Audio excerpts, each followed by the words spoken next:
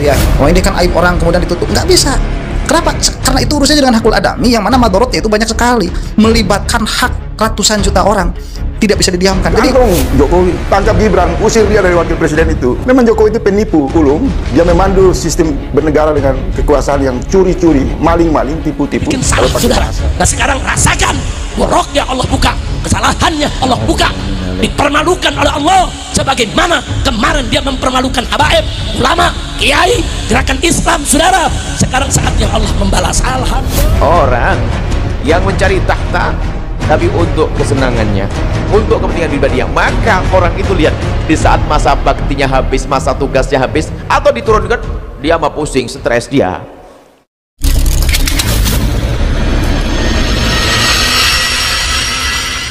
Berbagai penampakan janggal dan mengejutkan dari penampilan sosok Jokowi yang tak lagi sepenuhnya kita kenal, di mana dulu dipuja karena kesederhanaan dan keberpihakan pada rakyat kecil, kini kembali jadi sorotan tajam di akhir hidupnya.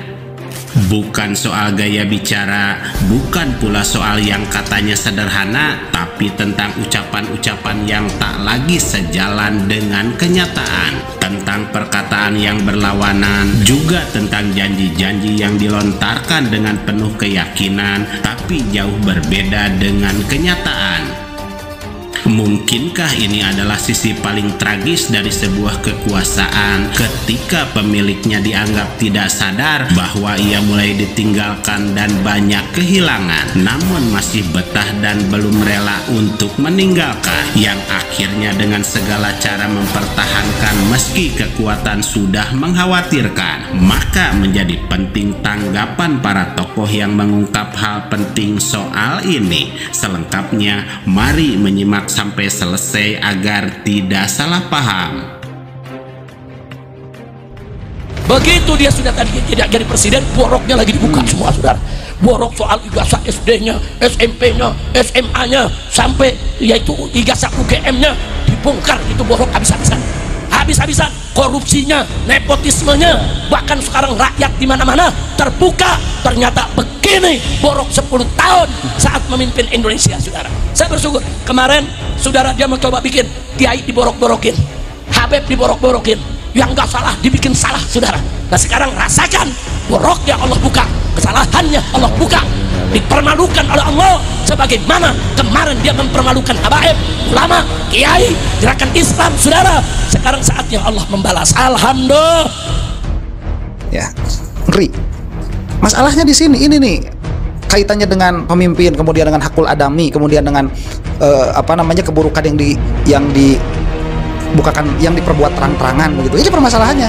Jadi kita tidak bisa mengambil dalil umum kepada para pejabat itu ya. Oh ini kan aib orang kemudian ditutup, nggak bisa. Kenapa? Karena itu urusannya dengan hakul adami yang mana madorotnya itu banyak sekali, melibatkan hak ratusan juta orang, tidak bisa didiamkan. Jadi melihat aibnya Pak Jokowi terbuka itu ya, kita itu ya sedih begitu. Kenapa sedih? Ya kok salah siapa juga punya borok segitu gedenya. Kemudian ya salah siapa juga begitu, boroknya kok terstruktur, sistematis, kemudian melibatkan banyak orang untuk bersekongkol di dalam dugaan kejahatan. Ya, ini kan repot. Gantung Jokowi, tangkap Gibran, usir dia dari wakil presiden itu. Memang Jokowi itu penipu, ulung. Dia memandu sistem bernegara dengan kekuasaan yang curi-curi, maling-maling, tipu-tipu. Kalau pakai bahasa MH Ainun Najib itu, mereka akan lempar Jokowi dengan batu, digebukin, dibunuh dengan rakyat. Rakyat bunuh Jokowi kan, melempar Jokowi sampai mati. Bahasa MH Ainun Najib, penjahat utama adalah Joko Widodo, istrinya. 5 penjahat itu, Gibran, Kaisang, tangkap. Turun ke jalan, gulingkan menteri-menteri, brutus-brutus perwakilan Jokowi. Kalau mereka mengatakan duduki DPR, mereka masih dipandu oleh sejarah lama, 98. Tidak menarik. Tapi kalau duduki KPK, saya sangat hakul yakin orang yang paling bahagia adalah Presiden Prabowo Subianto. Kenapa? Rakyat mengambil beban presiden, membantu negara, mempercepat penangkapan terhadap mantan presiden Joko Widodo, mempercepat kemarahan rakyat dengan solusi yang tepat. Jadi kalau tekanan ini tidak dibangun, maka yang terjadi apa? Tangan gelap tekanan Jokowi itu beroperasi. Bisa saja orang-orang Gerindra satu demi satu ditahan, bisa saja elit-elit partai satu demi satu ditangkap. Karena itu sudah ada di meja. Penjahat utama yang namanya Jokowi, penjahat demokrasi, perusak konstitusi. Ya menurut SBY demikian.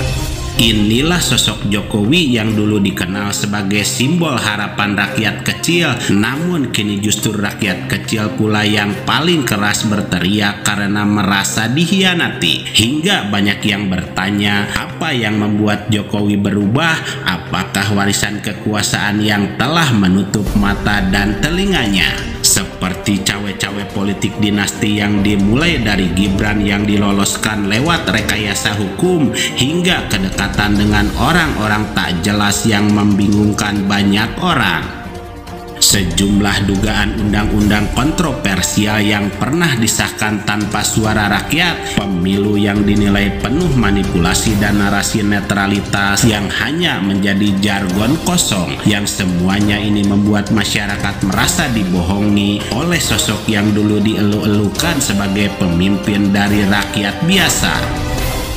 Berbagai isu aneh mulai bermunculan yang membawa perubahan drastis dalam penampilan, cara bicara, bahkan gestur tubuh Jokowi memunculkan spekulasi liar. Apakah Jokowi sedang sakit serius ataukah yang kita lihat sekarang bukan Jokowi yang asli? Sebab di ruang digital marak muncul isu soal cloning Jokowi palsu yang meski sebagian besar belum terbukti, tapi yang jelas ketika rakyat mulai mempertanyakan keasliannya, itu adalah sinyal bahwa kepercayaan telah benar-benar runtuh. Dan yang lebih parah lagi, korupsi di era Jokowi justru kian merajalela yang kini satu persatu terbukti. KPK yang dulu dikdaya sempat lemah disandra dan dipolitisasi. Skandal demi skandal muncul, bansos dan pengadaan hingga proyek IKN, namun tidak satupun yang ditangani secara serius oleh istana. Alih-alih berdiri sebagai pemimpin yang menegur dan membersihkan, Jokowi justru tampak nyaman berdampingan dengan mereka yang jelas-jelas tersangkut kasus besar. Disinilah rakyat merasa kehilangan sosok Jokowi yang dulu bersahaja. Inilah sebuah bukti bahwa kekuasaan memang seperti air yang pasang. Ia datang membawa kekuatan, tapi akan surut tanpa peringatan. Dan kini saat air kekuasaan mulai surut, Jokowi berdiri di pantai yang sepi dikelilingi ombak kekecewaan rakyat yang dulu memujanya. Yang pertama yaitu pemimpin yang dia mengejar kepemimpinan hanya untuk kepentingan syahwat, untuk mengayakkan, untuk kepentingan dirinya, bukan karena umat. Maka lihat, dia akan mengambil kemanfaatan, keberuntungan, keuntungan untuk diri dan keluarganya di balik jabatan yang diraihnya. Tapi sebaliknya, orang yang mengambil sebuah tugas besar ini, kalau memang dia tulus karena Allah, bedanya apa? Dia akan habis-habisan keluar untuk perjuangan, bukan mengambil. Bedanya di sini, memanfaatkan. Kalau dia memberi, ini mengambil, dia memberi. Ini sederhana sekali. Karena bagi dia tidak pernah pikir apakah harus aku membangun istana megah buatku, tidak. Orang yang mencari tahta tapi untuk kesenangannya, untuk kepentingan pribadinya, maka orang itu lihat di saat masa baktinya habis, masa tugasnya habis, atau diturunkan, dia mah pusing, stres dia stres. Oh, dia pusing karena apa? Dia merasa ada yang hilang. Tapi bagi dia yang mengambil kepemimpinan ini karena umat, sehingga ini adalah sebuah kewajiban, maka dia di saat dicopot atau berhenti, dia merasa plong. Kenapa? Tugasku selesai, semoga diambil oleh orang lain yang dia lebih kuat dari saya. Ini harus kita rasakan, bukan sekedar kita dengar atau kita sampaikan. Ingatlah bahwa kesempatan untuk bertobat masih terbuka dan rakyat mungkin masih menunggu hal itu. Tapi apakah akan digunakan atau justru dibiarkan berlalu seperti angin? Sebab seorang pemimpin bisa saja gagal secara kebijakan, tapi jika ia gagal secara moral, maka tidak ada maaf dari sejarah, dan hari ini sejarah sedang menulis dengan tinta merah.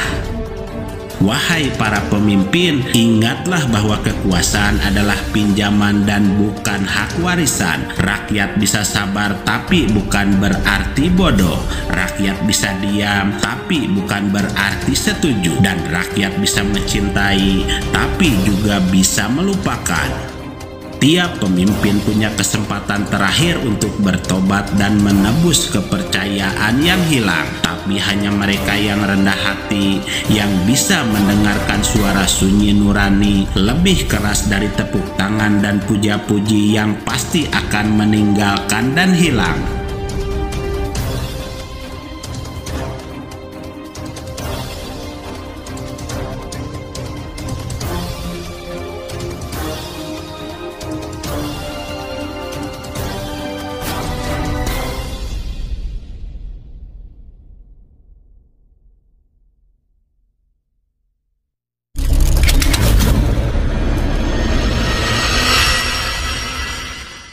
Ya, oh ini kan aib orang kemudian ditutup, nggak bisa.